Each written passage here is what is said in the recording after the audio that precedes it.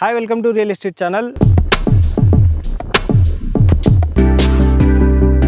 హైదరాబాద్లో భారీ భవనాలు ఆకాశాన్ని తాకుతున్నాయి. నగరంలో ఇప్పుడు ఎక్కడ చూసినా 30 నుంచి 40 అంతస్తుల ఆకాశ హర్మ్యాలు కనిపిస్తున్నాయి. తక్కువ స్థలంలో ఇలా భారీ టవర్ల నిర్మాణం జరిగిపోతుంది. చకచక అనుమతులు వస్తున్నాయి. అంతే వేగంగా నిర్మాణాలు జరిగిపోతున్నాయి. పెరుగుతున్న నిర్మాణాలకు తగ్గట్టుగా నగరంలో మౌలిక సదుపాయాలు పెరుగుతున్నాయా? మరి పర్యావరణం పరిస్థితి ఏంటి?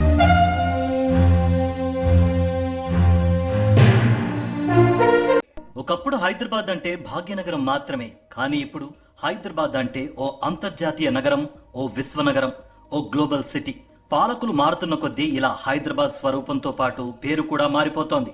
తలెత్తి చూసినా కనిపించనంత ఎత్తులో భవనాల నిర్మాణం సాగిపోతోంది.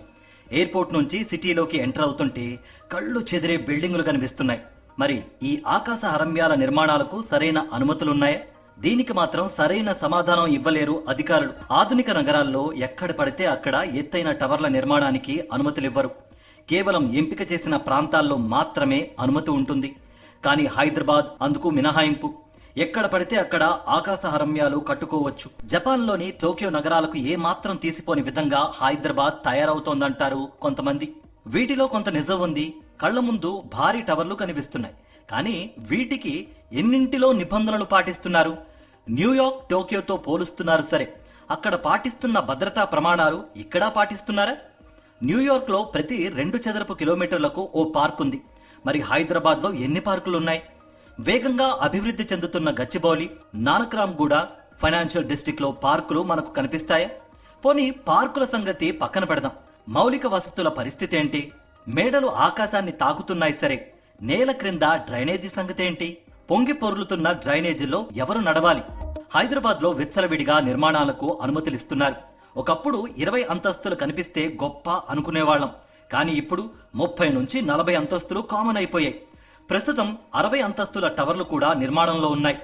ఇలా ఒకే ప్రాంతంలో టవర్లు విస్తరించడం వల్ల మౌలిక సదుపాయాలపై పెనుభారం పడుతోంది.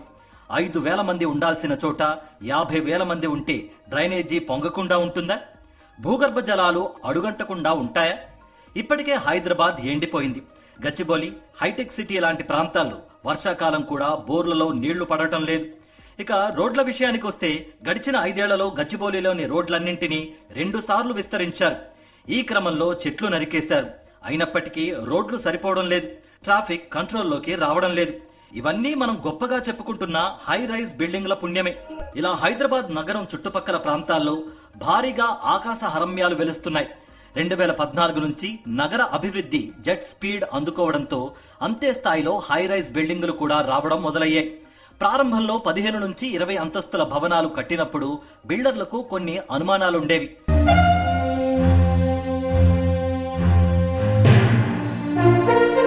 రాష్ట్రం ఏర్పడి 9 ఏళ్లు పూర్తవుతున్న వేళ 2023లో దేశంలో ఎత్తైన భవనాలు కలిగిన ముంబై తర్వాత హైదరాబాద్ నగరం 2వ స్థానంలో ఉన్నట్లుగా కోల్డ్వెల్ బ్యాంకర్ రిచర్డ్ ఎల్లిస్ అనే రియల్ ఎస్టేట్ సర్వీస్ సంస్థ ప్రకటించింది.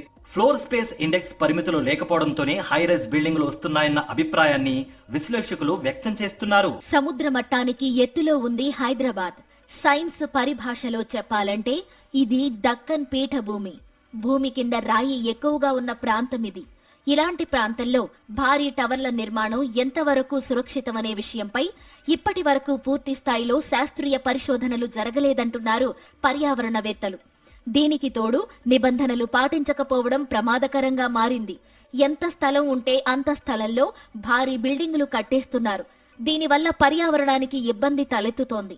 భారీగా ఉష్ణోగ్రతలు పెరిగిపోతున్నాయి. నిర్మాణాల మధ్య ఉంచాల్సిన పరిమితిలో ఖాళీ ప్రదేశాన్ని ఉంచడం లేదు.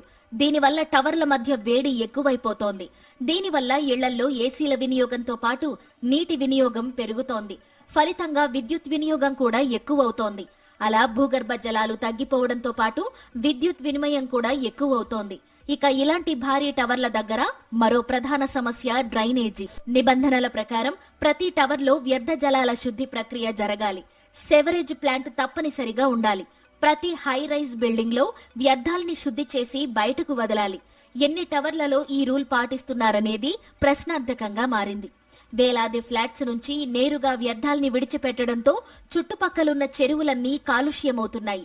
ఇక ఈ బిల్డింగుల్లో నీటి వినియోగం గురించి ఎంత తక్కువ మాట్లాడుకుంటే అంత మంచిది. సాధారణ ఇళ్లతో పోలిస్తే ఇలాంటి టవర్లలో నీటి వృధా ఎక్కువనేది అధ్యయనాలు చెబుతున్న మాట. ముంబై లాంటి మహానగరం సముద్రానికి ఆనుకుని ఉంది కాబట్టి అభివృద్ధి అనేది కొన్ని దిక్కులకు మాత్రమే పరిమితమైంది. హైదరాబాద్కు ఆ సమస్య లేదు. ఎత్తైన పీఠభూమి కలిగిన ఈ ప్రాంతం 4 వైపులా అభివృద్ధి చెందే అవకాశం ఉంది. అలాంటప్పుడు భారీ ఆకాశ హర్మ్యాలు ఎందుకు? టవర్లలో పైకి వెళ్లే కొద్దీ ఆక్సిజన్ పరిమాణం తగ్గుతుందని, ఇతర వాయువుల మోతాదు ఎక్కువగా ఉంటుందని హెచ్చరిస్తున్నారు పర్యావరణవేత్తలు. ఆరోగ్య సమస్యలతో పాటు సమాజానికి దూరంగా టవర్లలో ఉండేవాళ్ల మానసిక ఆరోగ్యం కూడా ఇబ్బందికరంగా మారుతుందని చెబుతున్నారు. ఇలాంటి భారీ నిర్మాణాల వల్ల పచ్చదనం తగ్గిపోవడంతో పాటు విద్యుత్, నీరు వినియోగం ఎక్కువవుతుందని చెబుతున్నారు. మరోవైపు ఇలాంటి నిర్మాణాల్లో ఉండేవాళ్లు ఆరోగ్య, మానసిక, సామాజిక సమస్యలతో బాధపడే ప్రమాదం ఉందంటున్నారు. దీనివల్ల సమాజంపై ప్రతికూల ప్రభావమే ఎక్కువగా పడే అవకాశం ఉందంటున్నారు. హైదరాబాద్లోని ఓ దిక్కున ఉన్న కోకాపేట, మణికొండ, నార్సింగి, నానక్రామ్గూడ, గచ్చిబౌలి, మోకిలా లాంటి ప్రాంతాల్లో ఇలాంటి హైరైజ్ అపార్ట్మెంట్లు ఎక్కువగా పుట్టుకొస్తున్నాయి. ఇలాంటి నిర్మాణాలు చేపట్టేటప్పుడు ఆ సైట్లో కనీసం 40% పచ్చదనం ఉండాలి, 15% ఓపెన్ ల్యాండ్ ఉండాలి. అప్పుడు మాత్రమే పర్యావరణానికి హాని కలగకుండా ఉంటుంది.